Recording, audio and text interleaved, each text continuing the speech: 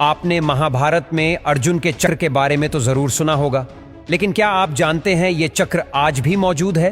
हिमाचल प्रदेश के हमीरपुर जिले के 16 सिंगी धार के नीचे बसा राजनौंड गांव एक ऐतिहासिक स्थल के नाम से मशहूर है।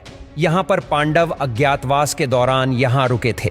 इसी समय अर्जुन ने यहाँ पर चक्रव्यूह का ज्ञान प्राप्त करने पर उसे पत्थर पर उकेरा, जो आज भी मौजूद है। इस चक्रव्यूह को ध्यान से देखा जाए तो इसमें अंदर जाने का रास्ता तो साफ दिखाई देता है, लेकिन बाहर जाने का रास्ते का पता नहीं चलता।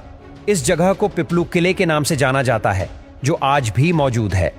व्यास गुफा। व्यास गुफा उत्तराखंड के चमोली जिले के माणा गांव में स्थित है। यह सरस्वती नदी के तट पर स्थित एक प्राचीन गुफा है। बता दे कि माणा भारत तिब्बत सीमा पर स्थित भारत का आखिरी गांव है। ऐसा माना जाता है कि व्यास ने भगवान गणेश की मदद से यहाँ महाभारत की रचना की थी। यहाँ व्यास की मूर्ति है, पास में ही गणेश गुफा भी है। माणा वह जगह है जहां से होकर पांडव स्वर्गारोहिणी तक गए थे। व्यास गुफा बद्रीनाथ से 5.5 किलोमीटर दूर माणा गांव में है। द्वारका। भगवान श्री कृष्ण द्वारका के राजा थे और महाभारत में इस बात की जानकारी मिलती है कि यह मगरी जलमग्न हो गई थी। आपको जानकर हैरानी होगी कि पुरातत्व विभाग को गुजरात के पास समुद्र के नीचे एक पुराना शहर मिला है और इसके प्रमाणों से पता चलता है कि यह वही द्वारका नगरी है जिसका उल्लेख महाभारत में किया गया है। हर वैज्ञानिकों को इस नगरी का मिलन इस बात का जीता जागता सबूत है कि महाभारत सच में हुई थी और यह कोई मनगढ़ंत कहानी नहीं है। कुरुक्षेत्र। हम सभी जानते हैं कि महाभारत का युद्ध कुरुक्षेत्र में हुआ था, जो आज भी हरियाणा राज्य में स्थित है। कहा जाता है कि उस समय तबाही ला देने वाले युद्ध में बहे खून की वजह से वहां की धरती लाल हो गई थी।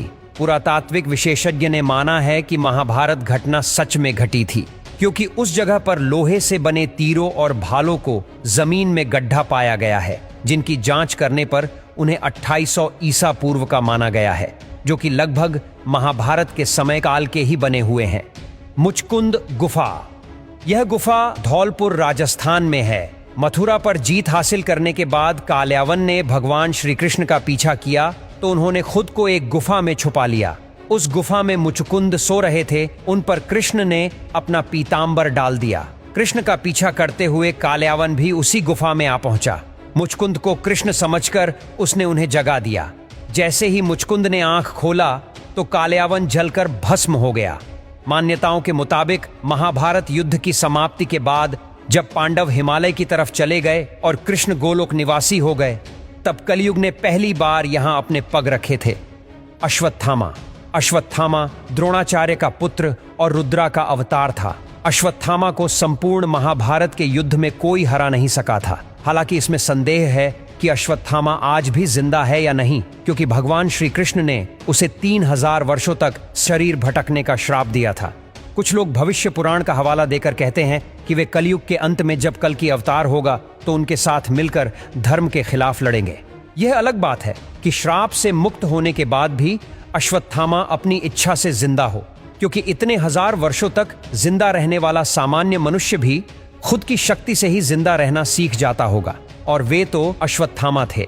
दोस्तों, कुछ लोग आज भी अश्वत्थामा को देखने का दावा करते हैं और हाल ही में आई फिल्म कल्कि में भी अश्वत्थामा के बारे में दिखाया गया है।